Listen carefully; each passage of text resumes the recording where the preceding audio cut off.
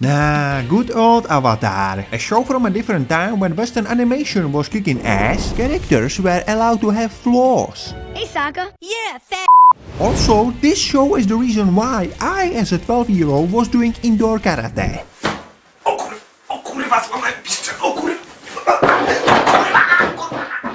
I just realized if there was a TikTok back then, there would be videos of me doing avatar moves. Ugh. Luckily now there are only videos of my penis wearing different hats. But enough about my penis. Let's talk about the latest sign of creative bankruptcy, the live-action Avatar. Brought to you by N-Word. Hey, does this Coke smell funny?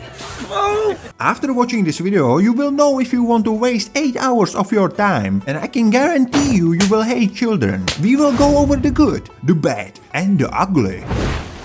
When you are redoing something that has been universally praised by both critics and audience alike, and you are transforming it into a live-action format, I feel like it's fair to ask, what's the point? Are you trying to improve something? Are you trying to change something to be more suited for the gay audience? You found a master, haven't you?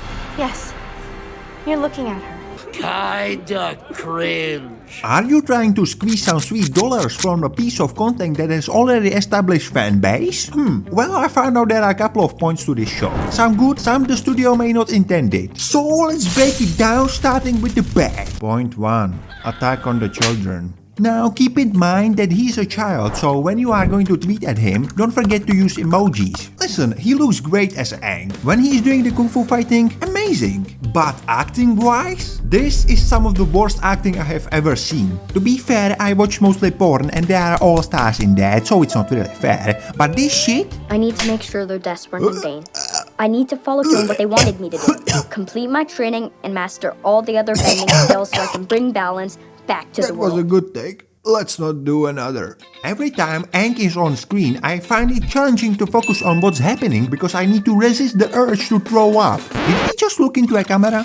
Did he just look into a camera? I have seen kids after chemo with wider acting range. Oh jeez.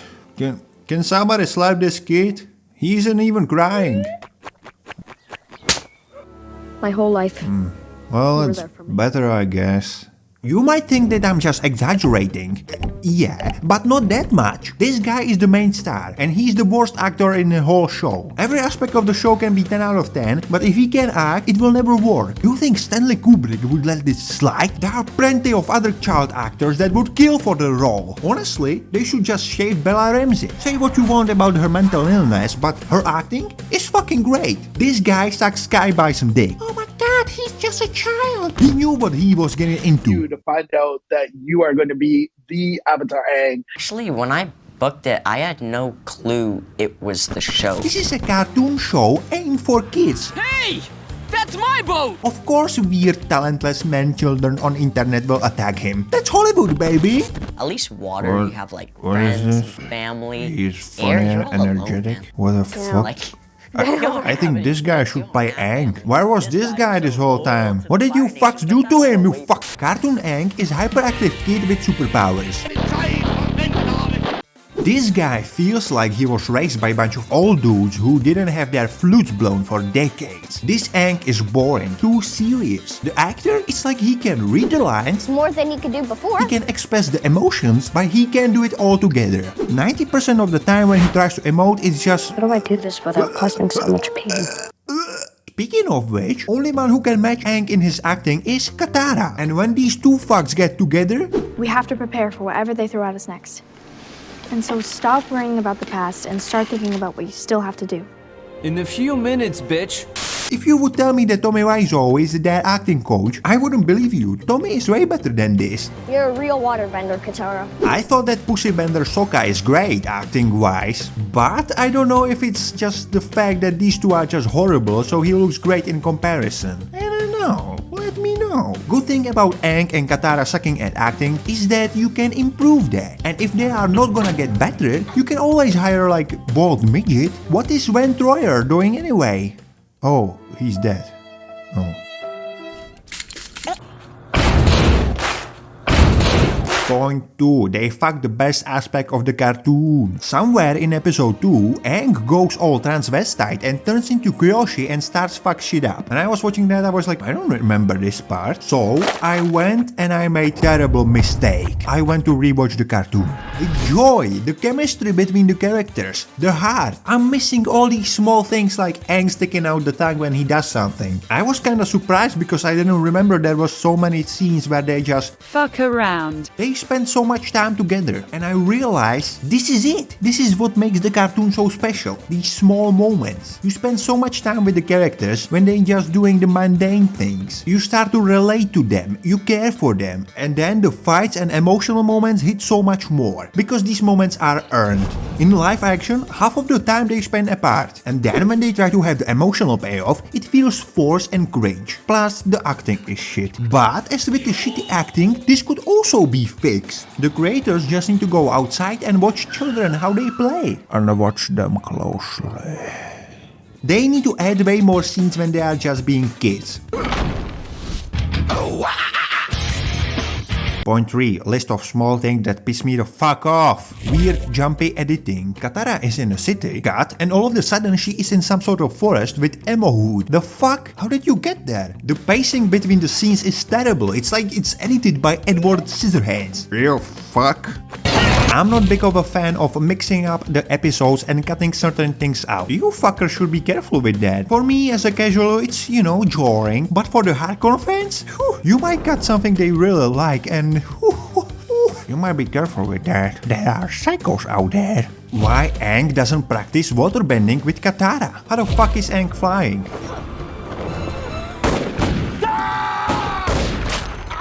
How can Katara deflect giant fuck of fireball? She could barely get wet earlier. Is this boss girl? Is this girl bossing or what?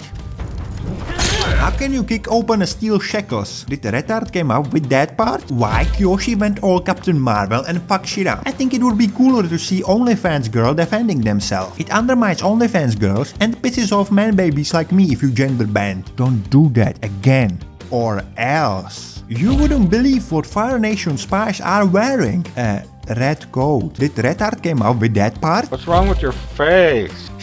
Is she smuggling cabbages in her mouth? Katara goes toe-to-toe with Frozone and then he doesn't teach her anything. And later she is master and then defeats Zukov.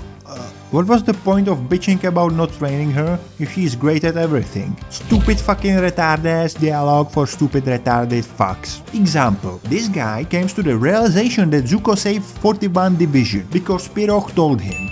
And this fuck goes, oh my god, we are the 41 Division. You motherfucker, you. He knows you are the 41 Division. You know that you are the 41 Division. To whom you are telling that, you fuck? No white people. Now the good parts. The absolute highlight in this show are Uncle Iroh and Zuko. The hardcore fans might burn me at stake, but I think so far their relationship is done slightly better in live action. If this show was called Uncle Iroh and Zuko Bizarre Foods, and they would just go around eat different foods, it would be 10 out of 10. The relationship between Iroh and Zuko, it's so good. It might be that it's just so good that no matter what, it would always be good. So that's not true. Paul is born to play this role. Uncle Iroh is as charming and wise and badass as he is in the cartoon. This is where the more serious approach works with Zuko and Iroh. It helps a lot that they are the best actors in the show. Now the most retarded take, Boomy. I kinda like the change. I know. They change him into a doomer and he's now more pessimistic. Everyone hates changes, including me. But this change kinda makes sense. It's a guy who fought for 100 years. He still have similar characteristics with Cartoon Boomy, but the war and the fact that Avatar, and more so his friend Aang, abandoned him, is hard for Boomy. I can feel his anger and he gives him this choice: save himself and protect others, or die trying to save one guy. Because if he can't make these hard decisions, everyone might die. And the way Aang wins, also great lesson. I thought the change was good. It makes sense to me that Boomy is more doomy. But you said Aang being serious sucks. Yeah, he's the same child. He didn't fight for 100 years in the same war. Boom, he did. So, what's the point of all of this? If I stop being a cunt and I turn off my cunt vision, they are trying to do something different. Give it a more serious tone. The problem is it's complete opposite of the cartoon show. I don't think it was smart to go for serious tone right away. They should slowly ease the audience into it. That said, the serious tone kinda works with the live action. It makes it different, but it's still whiplash. But it adds this new stuff. And for me, it made it worth watching. Plus the fact that this has to be one of the hardest cartoons to adapt into a live action. You basically don't have a single fight where you don't use VFX. All the different Pokemons running around. Oh, by the way, who is breeding those? Badger mole? Turtle duck? There are some sick fucks running around this world. Anyway, basically half of the show works and the other half is vomit-inducing garbage. Another point for all of this is it's a great reason to rewatch the cartoon that came out in 2005? Jesus fuck. So yeah, the show is made for casual fans. The hardcore fans will hate it because they change so much when it comes to main trio. So many character arcs are rushed through or just skipped entirely. And for completely new fans, they don't know what's coming. And as I said, half of the show sucks dick, so I don't think they would stick around. Also, watch the cartoon, you fuck. So, it was made for me and I kinda like it. There are flaws for sure, but I'm sure they will take the criticism to heart and they will fix it in a second season. This is the N-word we are talking about. What? The original creators left? Well, shit.